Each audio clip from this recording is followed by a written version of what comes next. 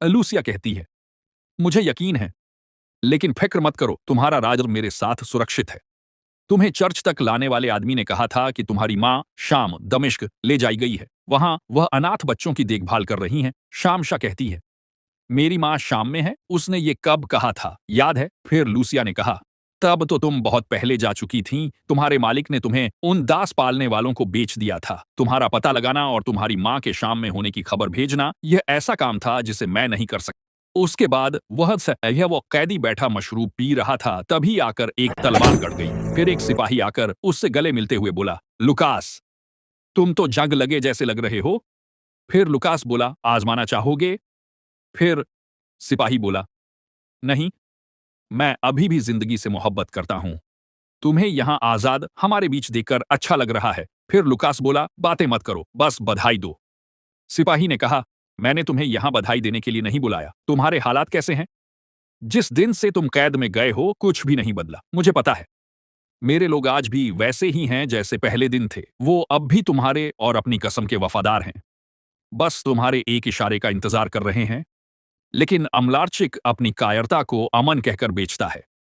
कहता है कि क्या पता सुल्तान नूरुद्दीन नाराज होकर हम पर टूट पड़े। डर के मारे उसकी हालत खराब है। तुम्हारे न होने पर यहाँ अमन शब्द बहुत इस्तेमाल होने लगा है, लेकिन अमन कायर बादशाहों का काम है। जंग ही असली बहादुर आदमियों का काम है, लेकिन वो जंग जो और ज्यादा मुसलमानों का खून बहाए। आओ, इन्हें उनकी सजा दें। ये पवित्र जमीनें मुसलमानों के खून की प्यासी हो गई हैं। उमर मल्ला कहते, माशा अल्लाह, इस्माइल की रात में पूरा हो गया है। मुबारक हो, अल्लाह आपसे राजी हो। उस्ताद, आपकी बरकत से हम यहाँ तक पहुंचे। फिर उमर मल्ला कहते हैं, नहीं, अल्लाह का फजल है, आपने सब्र किया। मुझे याद है जब तुम बहुत छोटे थे और मेरी गोद में आए थे। अब गला भर आता है। तुम सबने मेहनत की, कुरान करीम के हाफिज बन गए। अब जिम्मेदारी का वक्त आ गया है। हम गज्जिजा जाएंगे, जहां हमारे नबी सितकीडाओ के बड़े दादा सैयद हाशिम दादा। लूसिया कहती है, मुझे यकीन है, लेकिन फिक्र मत करो, तुम्हारा राज मेरे साथ सुरक्षित है। तुम्हें चर्च तक लाने वाले आदमी ने कहा था कि तुम्हारी माँ शाम दमिश्क ले जाई गई है। वहां वह अनाथ बच्चों की देखभाल कर रही हैं। शामशा कहती है, मेरी माँ शाम में है। उसने ये कब कहा था, याद है? फिर लूसिया ने कहा, तब तो तुम बहुत पहले जा चुकी थीं। तुम्हारे मालिक ने तुम्हें उन दास पालने वालों को बेच दिया था। तुम्हारा पता लगाना और तुम्हारी माँ के शाम में होने की खबर भेजना, यह ऐसा काम था जिसे मैं नहीं कर सकता। उसके बाद वो कैदी बैठा मशरूब पी रहा था, तभी आकर एक तलवार कट गई। फिर एक सिपाही आकर उससे गले मिलते हुए बोला, लुकास, तुम तो जंग लगे जैसे लग रहे हो। फिर लुकास बोला, आजमाना चाहोगे? फिर सिपाही बोला, नहीं, मैं अभी भी जिंदगी से मोहब्बत करता हूं। तुम्हें यहां आजाद हमारे बीच देखकर अच्छा लग रहा है। फिर लुकास बोला, बातें मत करो, बस बधाई दो। सिपाही ने कहा, मैंने तुम्हें यहां बधाई देने के लिए नहीं बुलाया। तुम्हारे हालात कैसे हैं? जिस दिन से तुम कैद में गए हो, कुछ भी नहीं बदला, मुझे पता है। मेरे लोग आज भी वैसे ही हैं जैसे पहले दिन थे। वो अब भी तुम्हारे और अपनी कसम के वफादार हैं। बस तुम्हारे एक इशारे का इंतजार कर रहे हैं। लेकिन अमलारचिक अपनी कायरता को अमन कहकर बेचता है। कहता है कि क्या पता सुल्तान नूरुद्दीन नाराज होकर हम पर टूट पड़े। डर के मारे उसकी हालत खराब है। तुम्हारे न होने पर यहाँ अमन शब्द बहुत इस्तेमाल होने लगा है, लेकिन अमन कायर बादशाहों का काम है।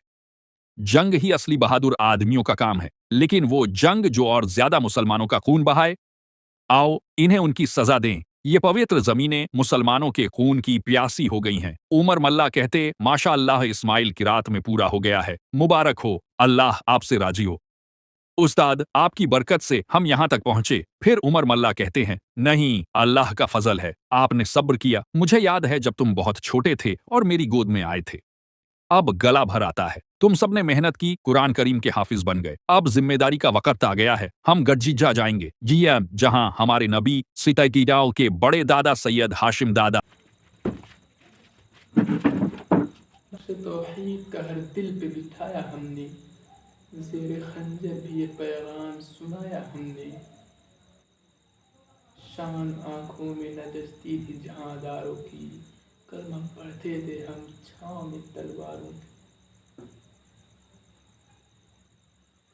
तुझसे शर्कस हुआ तो हम बिगड़ जाते थे, तीर क्या चीज़ है तोप से लड़ जाते थे।